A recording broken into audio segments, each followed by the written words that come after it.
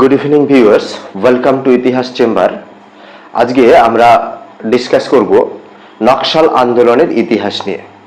এ বিষয়ে শুরুতেই বলে রাখি, গতদিন যে বিষয়টি নিয়ে আমরা আলোচনা করেছিলাম সেটি ছিল নকশাল আন্দোলন কেন, অর্থাৎ নকশাল আন্দোলন কেন গড়ে উঠেছিল এবং এর নাম কেনই বা নকশাল আন্দোলন হয়েছিল, এই বিষয়টিতে আমরা আলোকপাত করেছিলাম। আর সেই বিষয়ের সূত্র ধরেই আজকে নকশাল আন্দোলনের ইতিহাস আলোচনা করব। অর্থাৎ আগের ভিডিওটা যদি দেখে নেওয়া যায় তাহলে আজকের ভিডিওটি বুঝতে অনেকটা সহজ হবে, প্রাঞ্জল হবে, নয়তো একটু খাপছাড়া লাগার সম্ভাবনা কিন্তু থাকতে পারে। সুতরাং আমি সাজেস্ট করব এই ভিডিও, আগের দিনের ভিডিওটি অবশ্যই দেখে নেবে। তো যাই হোক, আজকে শুরু করছি নকশাল আন্দোলনের ইতিহাস। 1967 সালে চারু মজুমদারের নেতৃত্বে সমগ্র পশ্চিমবঙ্গ জুড়ে নকশাল আন্দোলন একটা ব্যাপক চাঞ্চল্যের সৃষ্টি করেছিল।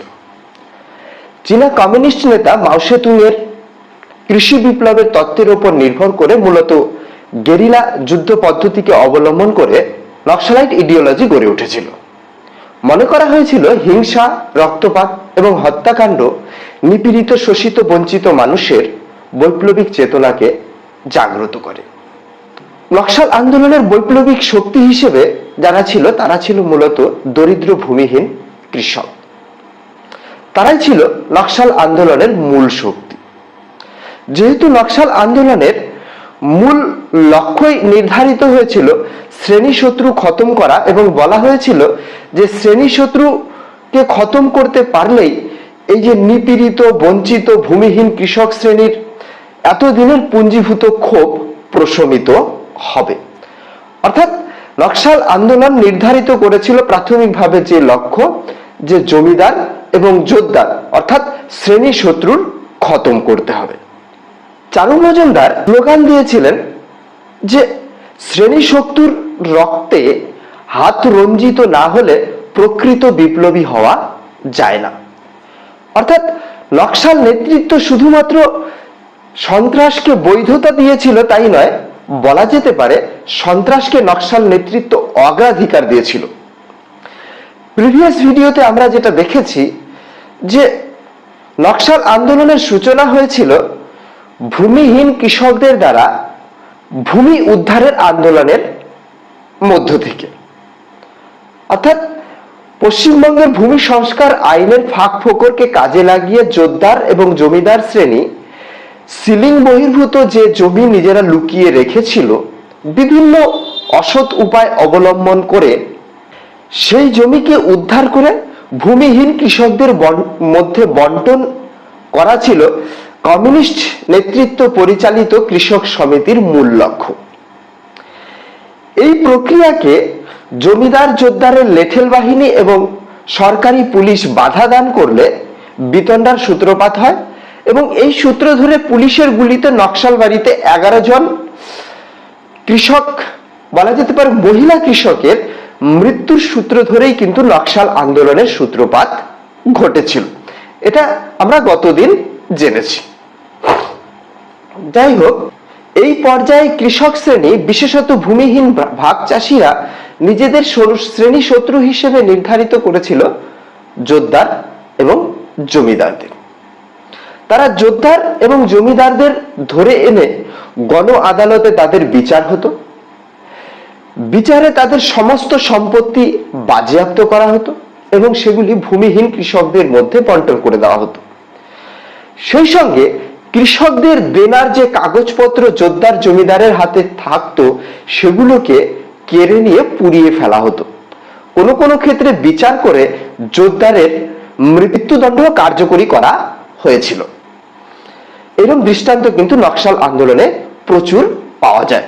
এ ব্যাপারে বড় কৃষকদেরকে এই নকশালিস্টরা জোতদার জমিদারদের সারিতেই রেখেছিল, কারণ শোষণের চরিত্রগত দিক থেকে এদের শোষণ এবং জমিদার জোতদারদের শোষণের তেমন কোনো পার্থক্য ছিল না। এই নকশালিস্টদের গেরিলা যুদ্ধ কায়দায় প্রশিক্ষিত করা হয়েছিল এই উদ্দেশ্যে যে মূলত অ্যাকশন করে তাদেরকে নিজেদেরকে আড়াল করার যে প্রয়োজনীয়তা, সেই প্রয়োজনীয়তা থেকে এবং রাষ্ট্রশক্তির বিরুদ্ধে দীর্ঘস্থায়ী যে লড়াই এর কথা নকশালীরা বিশেষত মাও সেতুং এর আদর্শ অনুসারে প্রচার করেছিল, সেই ব্যাপারটিকে লক্ষ্য রেখে নকশালিস্টদের গেরিলা কায়দায় প্রশিক্ষিত করা হয়েছিল।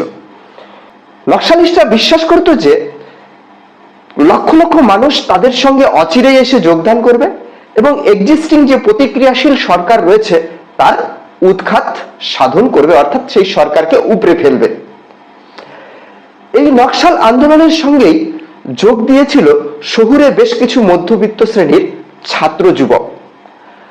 তারা কৃষি বিপ্লবের সংকল্প গ্রহণ করেও গ্রামে কৃষকদের জীবনযাত্রার সঙ্গে খাপ খাওয়াতে না পেরে, গ্রামের পরিবেশকে সহ্য করতে না পেরে তারা বাধ্য হয়ে শহরে প্রত্যাবর্তন করেছিল।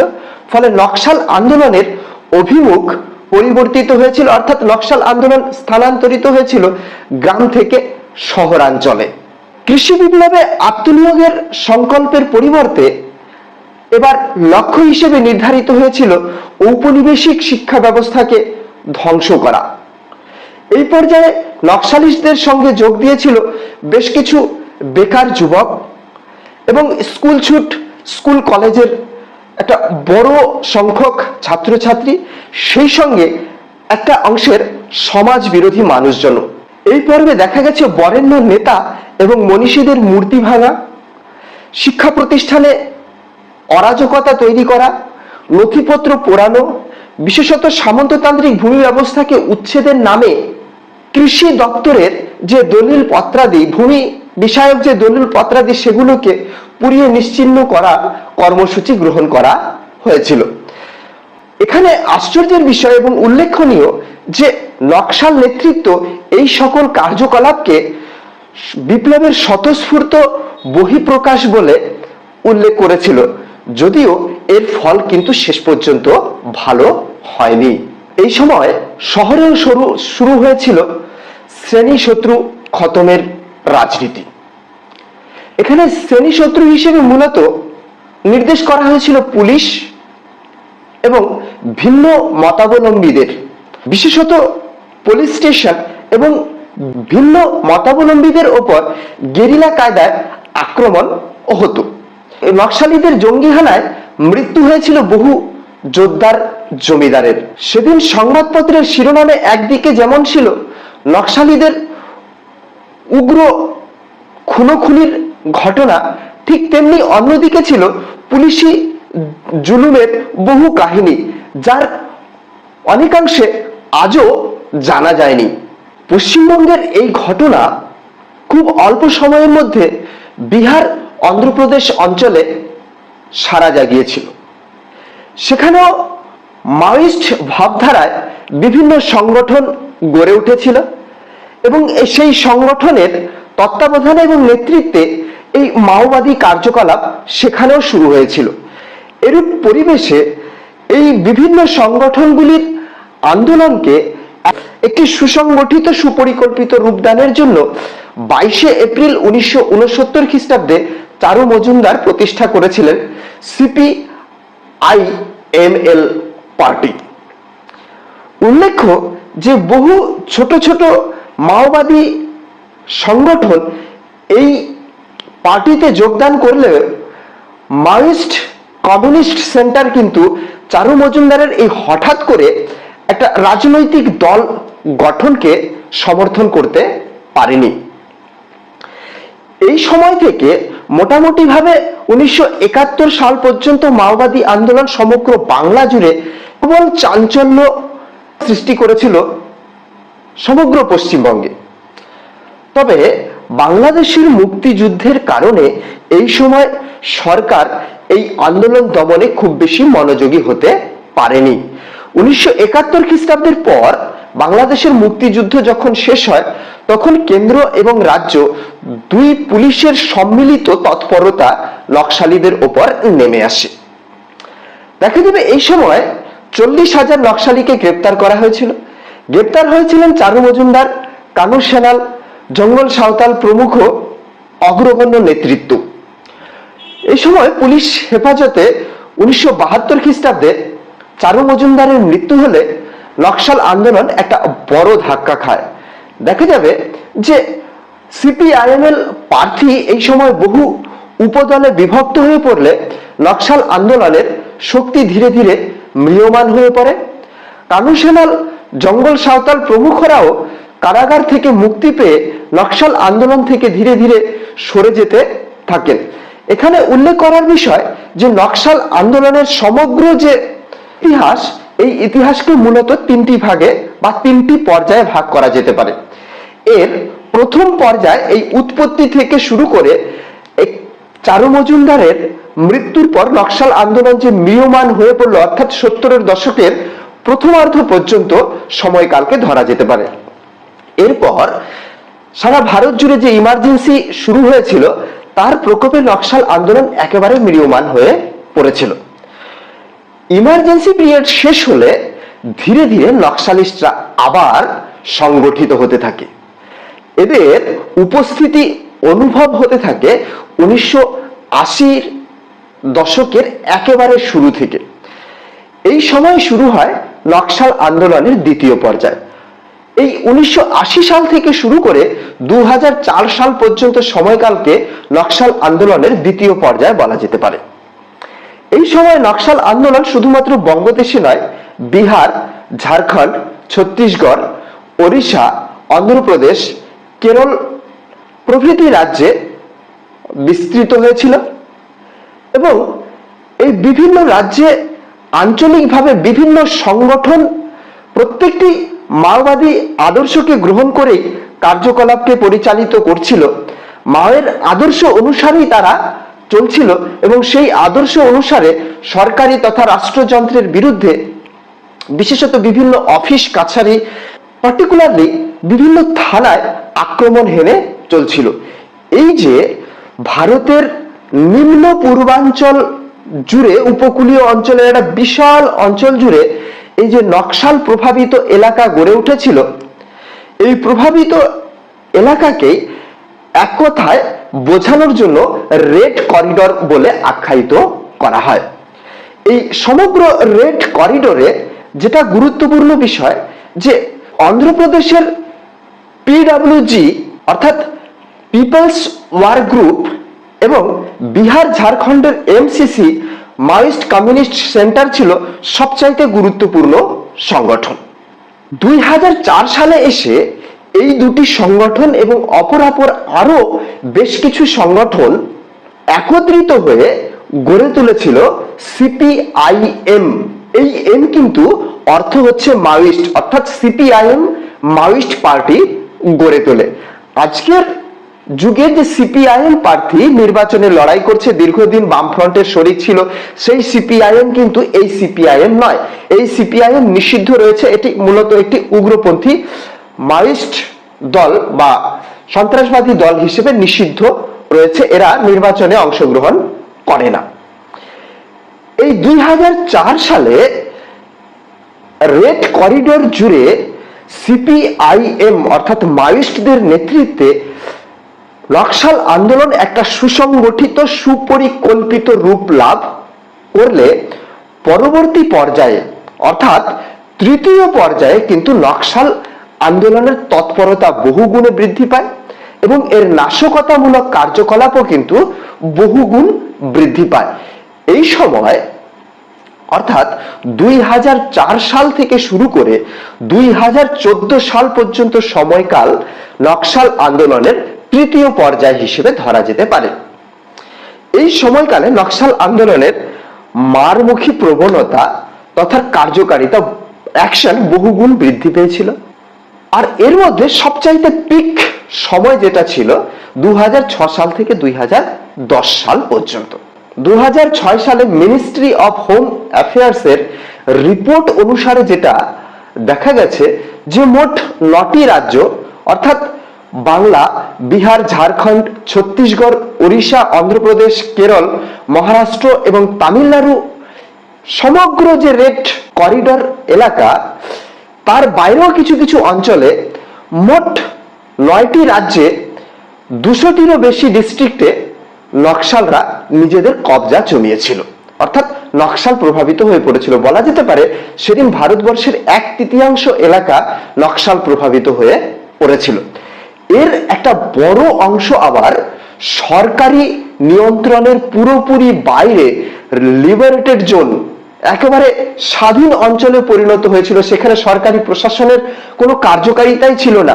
গণ আদালতের মাধ্যমে নকশালীরা সমস্ত কিছু নির্ধারণ করত, পরিচালনা করত।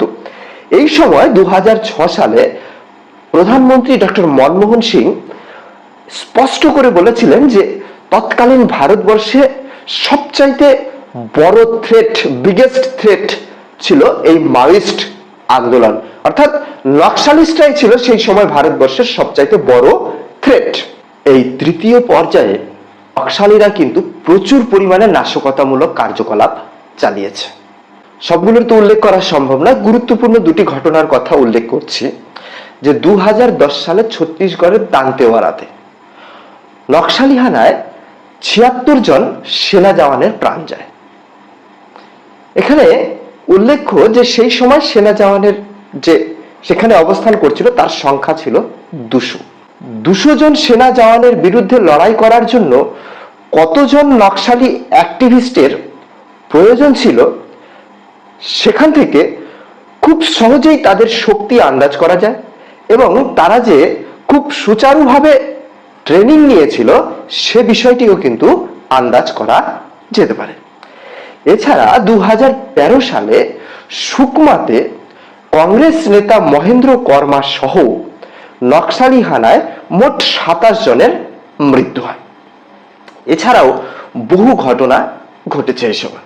নকশালীদের মূল উদ্দেশ্য ছিল এক্সিস্টিং সরকারের পতন ঘটিয়ে, অর্থাৎ সরকারকে উৎখাত করে ডেমোক্রেটিক ফেডারাল রিপাবলিক প্রতিষ্ঠা করা।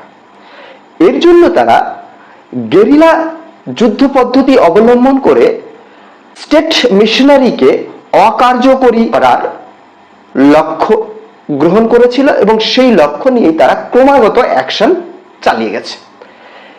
এখানে আরো একটি জিনিস লক্ষণীয় যে নকশাল প্রভাবিত এলাকার দিকে যদি আমরা ভালো করে লক্ষ্য করি তাহলে দেখা যাবে এই সমগ্র এলাকাটি ছিল পাহাড়ি জঙ্গলাকীর্ণ এলাকা এবং মূলত উপজাতি অধ্যুষিত এলাকা।